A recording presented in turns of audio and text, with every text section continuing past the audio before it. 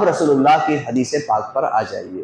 میرے آقا صلی اللہ علیہ وسلم نے جو ارشاد فرمایا، جو کیا، جو آپ کے سامنے کیا گیا، یا صحابہ نے جو ارشاد فرمایا، جو کیا، جو ان کے سامنے کیا گیا، تابعین نے جو کیا وغیرہ وغیرہ، یہ ساری باتیں ہمیں کہاں ملیں گی؟ ہمیں کیسے معلوم کہ حضور نے کیا کیا؟ یہ بات ہم تک کیسے پہنچے گی کہ حضور نے ایسا کیا اور ایسا نہیں کیا؟ یہ جاننے کا ذریعہ ہمارے پاس کیا ہے؟ بھئی حضور کو صحابہ نے دیکھا تھا، صحابہ کہہ سکتے تھے کہ حضور نے ایسا کیا، انہوں نے دیکھا ہے۔ صحابہ کو تابعین نے دیکھا، ان کے پاس رہے، تو انہوں نے ان سے سن کے کہا نا، انہوں نے صحابہ سے، تابعین نے سن کے کہا کہ حضور ایسا کرتے تھے، صحابہ نے تابعین کو بتایا کہ حضور ایسے پڑھتے تھے۔ تابعین نے خود حضور کو دیکھا کیا؟ نہیں دیکھا، مگر اتنے لوگوں سے سنا کہ حضور ایسے چلتے تھے، حضور ایسے بولتے تھے، حضور ایسے تھے، کہ ان کو بھی اس بات پر یقین ہو گیا۔ کیا ہو گیا؟ پھر تابعین نے اپنے بعد والوں کو بتایا کہ رسول اللہ صلی اللہ علیہ وسلم ایسے ایسے تھے۔ بھائی آپ کو کیسے معلوم؟ ہم کو صحابہ نے بتایا تھا۔ ان کو کیسے معلوم؟ انہوں نے حضور کو خود دیکھا تھا، انہوں نے حضور کو خود دیکھا تھا۔ تو اب تابعین نے اتنے سارے لوگوں کو اس بات کی طرف بتایا، سارے تابعین نے عام کیا کہ بعد والوں کو یقین ہو گیا کہ رسول اللہ صلی اللہ علیہ وآلہ وسلم ایسا چلتے تھے، ایسا بولتے تھے، ایسا پہنتے تھے، ایسا کھاتے تھے، اس چیز کو پسند کرتے تھے، اس چیز کو ناپسند کرتے تھے۔ پھر انہوں نے اپنے بعد والوں کو بتایا۔ اگر یہ ایک ایک آدمی بتائے گا تو یقین نہیں ہوگا، یقین نہیں ہوگا۔ ارے ہزاروں لوگ ایک ہی بات بتا رہے ہوں، پھر بعد والے بھی ہزاروں کو بتا رہے ہوں، پھر بعد والے بھی ہزاروں لاکھوں کو بتا رہے ہوں، تو یہ یقین ہوگا۔ کیا ہوگا؟ اعلیٰ درجے کا یقین۔ اور میں اس یقین کی مثال آپ کی یہیں کئی بار دے چکا، پھر سے ایک بار اس یقین کو سمجھ لو۔ میں یہاں بیٹھا ہوں، آپ سب ہم یہاں تشریف فرما ہیں، اگر محلے سے کوئی آدمی آئے اور کسی ایسے شخص کے بارے میں کوئی بات بتائے جس کو ہم سب جانتے ہوں کہ بڑا اچھا آدمی ہے، نیک آدمی ہے، بہت بہتر آدمی ہے، سچا، ایماندار، امانت دار آدمی ہے، ٹھیک ہے، ہم سب اس کو جانتے ہیں۔ اب ایک آنے والا اس کے بارے میں بتائے، بھائی صاحب وہ بت کی پوجا کر رہے تھے، سمجھیے گا، تاکہ ایک مثال دے رہا ہوں تاکہ اس سے آپ بہت سارے مسائل سمجھ سکتے ہیں۔ تو اتنے لوگ ہم سب اس کو پہلے سے جانتے ہیں کہ وہ ایسا ایسا ایسا ایسا بندہ ہے۔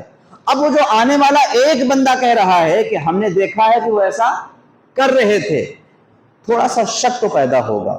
کیا پیدا ہوگا؟ لیکن پورا پورا یقین نہیں آئے گا۔ ہو سکتا ہے جھوٹ بول رہا ہو سکتا ہے کچھ اور دیکھا ہو سکتا ہے کسی اور کو دیکھا ہو سکتا ہے پیچھے سے دیکھا ہو، ہے نا ایسا شک؟ ارے بھائی اتنا اچھا آدمی ایسا کام کیسے کر سکتا ہے؟ تو اس آدمی پر شک ہوگا۔ کیا ہوگا؟ شک ہوگا۔ اب یہ آدمی اگر نیک ہے تو بھی شک ہوگا۔ کیوں؟ کیا نیک آدمی جھوٹ نہیں بولتے؟ کیا نیک آدمی سے غلطی نہیں ہوتی؟ کیا نیک آدمی کو دیکھنے میں خطا نہیں ہوتی؟ یہ اگر آپ سارے مسئلے سمجھ گئے نا، اور میں جس زبان میں آپ کو سمجھا رہا ہوں نا، یہ زبان درسگاہ کی نہیں ہے، ورنہ وہ تو آپ سمجھ ہی نہیں پائیں گے۔ اسی لیے میں آپ کو بہت آسانی سے یہ چیز سکھا رہا ہوں، یہ سمجھنے کے بعد آپ ہزاروں مسائل سمجھ سکتے ہیں انشاءاللہ تعالی۔ تو اب جو وہ نیک آدمی جو آپ کو بتا رہا ہے، نیک ضرور ہے مگر دیکھنے میں غلطی، سننے میں غلطی، سمجھنے میں غلطی، پہچاننے میں غلطی ہو سکتی ہے نا، تو کیا ایک آدمی کے کہہ دینے سے ہم اس اچھے آدمی کو برا مان لیں؟ مان لیں برا؟ نہیں ہو سکتا، نہیں ہو سکتا جی، شک ہے اس میں۔ اب دو آدمی آ گئے، اور اگر دونوں ساتھی ہیں، یہ جو پہلا آیا تھا اس کا ساتھی ہے تو بھی یقین نہیں آئے گا، دونوں پلاننگ کر کے آئے ہوں گے۔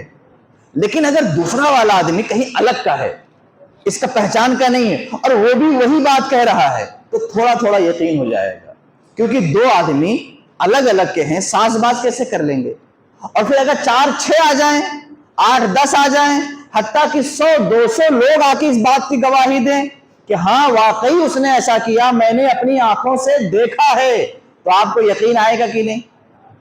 تو جو یقین آپ کو اس ٹائم آئے گا وہ بہت بڑا یقین ہوگا، اعلیٰ درجے کا یقین ہوگا۔ کس طرح کا؟ کہ اتنے سارے لوگ الگ الگ علاقے کے، الگ الگ خاندان کے، الگ الگ محلوں کے اگر اکٹھا ایک جماعت کے لوگ کہتے تو جھوٹ بول سکتے تھے، ایک خاندان کے لوگ ہوتے تو جھوٹ بول سکتے تھے، ایک محلے کے ہوتے تو جھوٹ بول سکتے تھے، ایک گروپ کے ہوتے تو جھوٹ بول سکتے تھے۔ الگ الگ کے لوگ، اتنے سارے لوگ ایک آدمی کے بارے میں ایک جیسی بات کر رہے ہیں، ضرور سچائی اس کے اندر ہے، تو آپ کو اب یقین آ جائے گا۔ اب ایسا یقین آئے گا، اور جتنے زیادہ اس میں نیک لوگ شامل ہوں گے اتنا زیادہ آپ کا یقین بڑھتا چلا جائے گا، اور یہ یقین اتنا بڑھ جائے گا کہ آپ کہو گے کہ واقعی اس نے پرستش کی ہے بت کی، لہٰذا وہ اسلام سے خارج ہے۔ ایک آدمی کے کہنے پر آپ نہیں کہہ سکتے تھے کیونکہ یہ شک تھا، لیکن جب کئی لوگوں نے اس بات کی گواہی دی، اتنے سارے لوگ گواہ ہو گئے، تو یہ تواتر ہو گیا، یقین ہو گیا، ایسا یقین جس کے اندر شک بالکل نہیں آ سکتا۔ اب رسول اللہ صلی اللہ علیہ وسلم نے نماز پڑھی۔ حضور کو نماز پڑھتے کس نے دیکھا؟ صحابہ نے دیکھا۔ تو ایک صحابی نے دیکھا، دو صحابی نے دیکھا کہ سارے صحابہ نے دیکھا؟ ارے بھائی، جو انصاری صحابی تھے انہوں نے دیکھا، جو مہاجر صحابی تھے انہوں نے دیکھا، جو سفر میں حضور کے ساتھ تھے انہوں نے دیکھا، جو گھر میں رہتے تھے گھر والے انہوں نے دیکھا۔ دیکھا نا، میدان جنگ میں لوگوں نے نماز پڑھتے دیکھا، مکہ میں نماز پڑھتے دیکھا، مدینہ میں نماز پڑھتے دیکھا، مسجد میں نماز پڑھتے دیکھا، مسجد قباء میں نماز پڑھتے دیکھا۔ تو دو چار لوگوں نے دیکھا کہ 100 200 500 1000 لوگوں نے دیکھا؟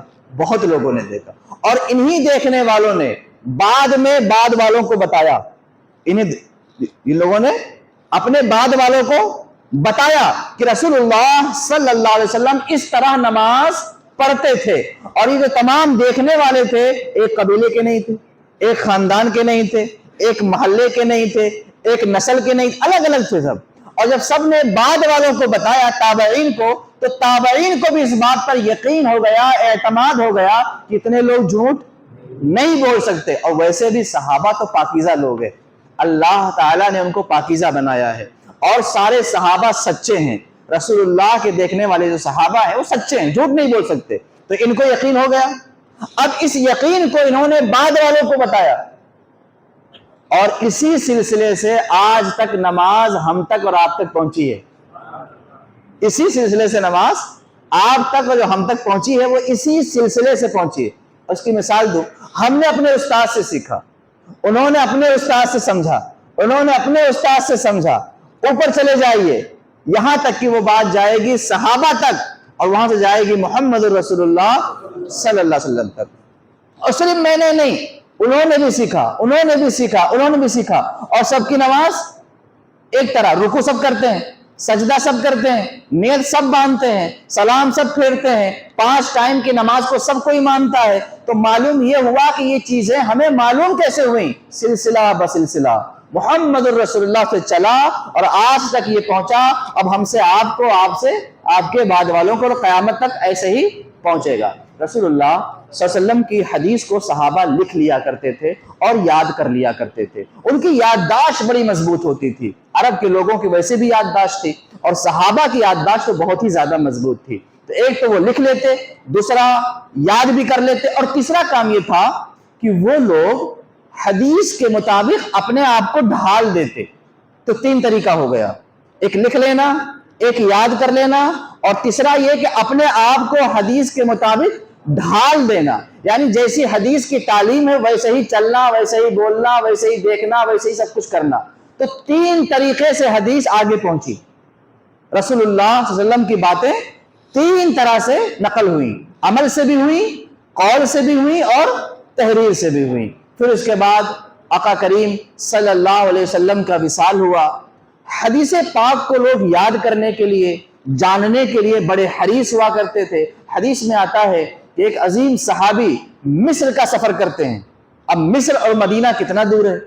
ایک حدیث کے لیے، حالانکہ وہ ان کو حدیث معلوم تھی، مگر ان کو یہ معلوم تھا کہ جب میرے آقا نے ارشاد فرمایا تھا نا، تو یہ بات ہم ہی 2 لوگوں کو معلوم تھی، تو میں تھا اور ایک وہ تھے جو مصر میں ہیں۔ تو وہ اپنی بات کو مزید پکا کرنے کے لیے، سوچیے آپ، مدینہ سے مصر چلے گئے۔ آج تو جہاز کا زمانہ ہے، وہ اونٹوں کا زمانہ، گھوڑوں کا زمانہ، پیدل کا زمانہ تھا نا، اور مصر الگ ملک ہے اور مدینہ شریف الگ ہے۔ یہ صحابی جو تھے وہ بھی تھے کون؟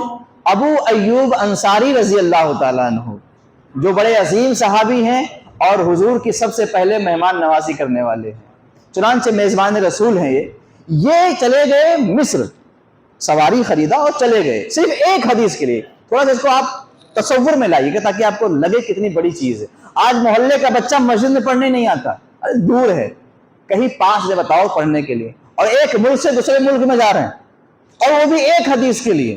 اور جب وہاں پہنچے، عقبہ بن عامر رضی اللہ ان کا نام تھا، ان کے پاس پہنچے تو آپ نے فرمایا کہ جب رسول اللہ نے ایسی بات ارشاد فرمائی تھی تو ہم اور تم موجود تھے، کیا تمہیں وہ بات یاد ہے؟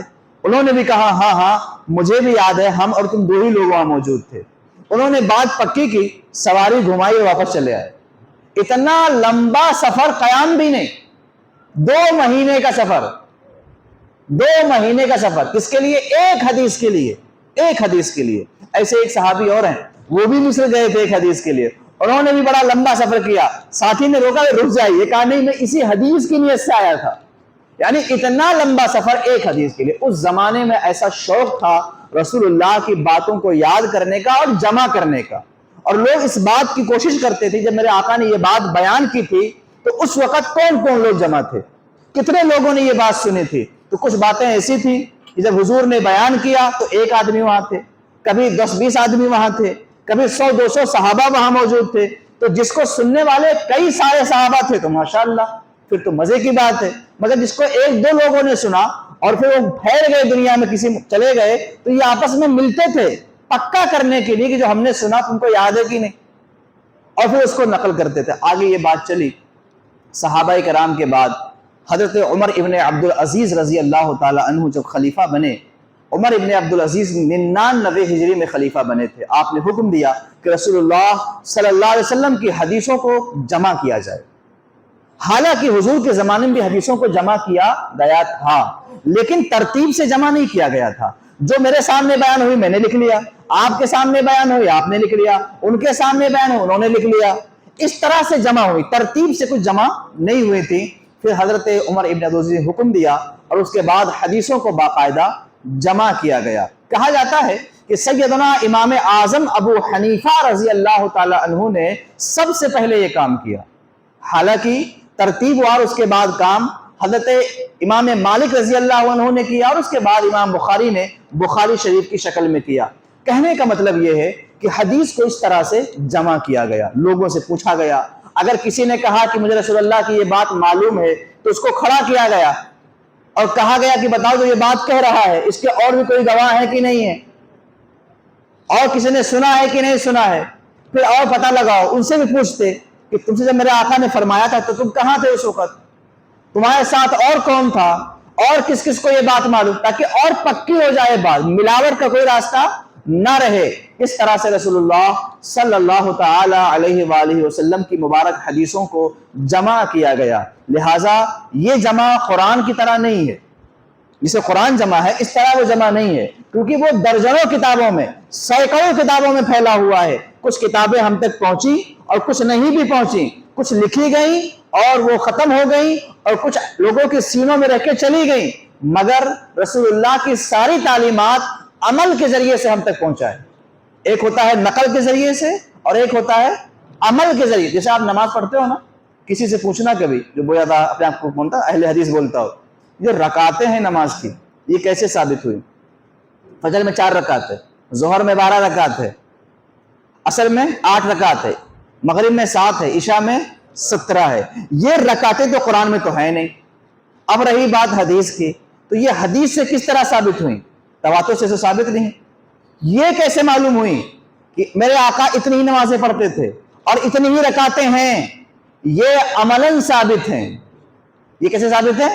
اور اس زمانے سے لے کر آج تک اس پر اتنا زبردست تواتر ہے کہ اس کا انکار نہیں کیا جا سکتا۔ تو کچھ چیزیں ایسی ہوتی ہیں جو تحریر کے ذریعے سے، کچھ ہوتی ہیں تقریر کے ذریعے سے، اور کچھ ہوتی ہیں عمل کے ذریعے سے۔ بہت ساری چیزیں رسول اللہ صلی اللہ علیہ وسلم کی تعلیمات کی جو ہیں وہ عملاً ہم تک پہنچی ہیں۔ صحابہ نے عملاً کر کے دکھایا۔ صحابہ کے ہنسنے اور مسکرانے اور چلنے پھرنے سے بھی بعد والے سمجھتے تھے کہ میرے آقا صلی اللہ علیہ وسلم ایسے ہی مسکراتے ہوں گے۔ ان کے انداز زندگی سے سیکھتے تھے کہ میرے آقا صلی اللہ علیہ وسلم ایسے ہی انداز زندگی اپناتے ہوں گے. ان کے سادگی سے سیکھتے تھے آقا کریم کی سادگی کیسی تھی. تو وہ ان کا عمل ایسا ہو گیا تھا, ان کی زندگی ایسی ہو گئی تھی. اور یہ تو بہت بڑی بات ہو جائے گی, صحابہ تو صحابہ ہیں. بابا فرید الدین مسعود گنج شکر, جن بابا فرید رضی اللہ تعالیٰ عنہ, ان کے بارے میں ہے کہ اللہ اکبر, ان کو جو دیکھ لیتا تھا مسلمان ہو جاتا تھا.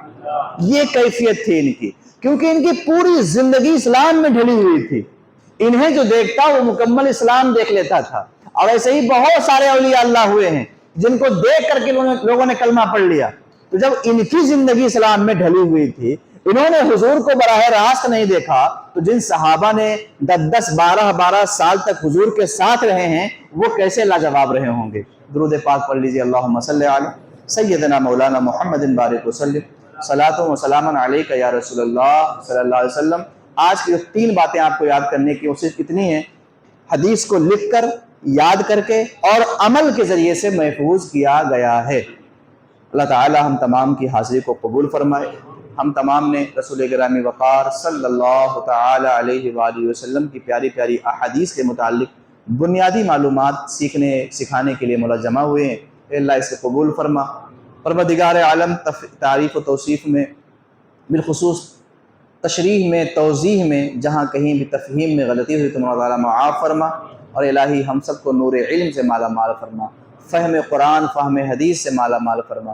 حضور پاک صاحب الاولاد صلی اللہ علیہ وسلم کی پیاری پیاری سنت پر مکمل طور سے عمل کی توفیق عطا فرما. صلی اللہ تعالی علی خیر خلقہ و نور عرشہ محمد و آلہ و صحبہ اجمعین برحمتک یا رحمت.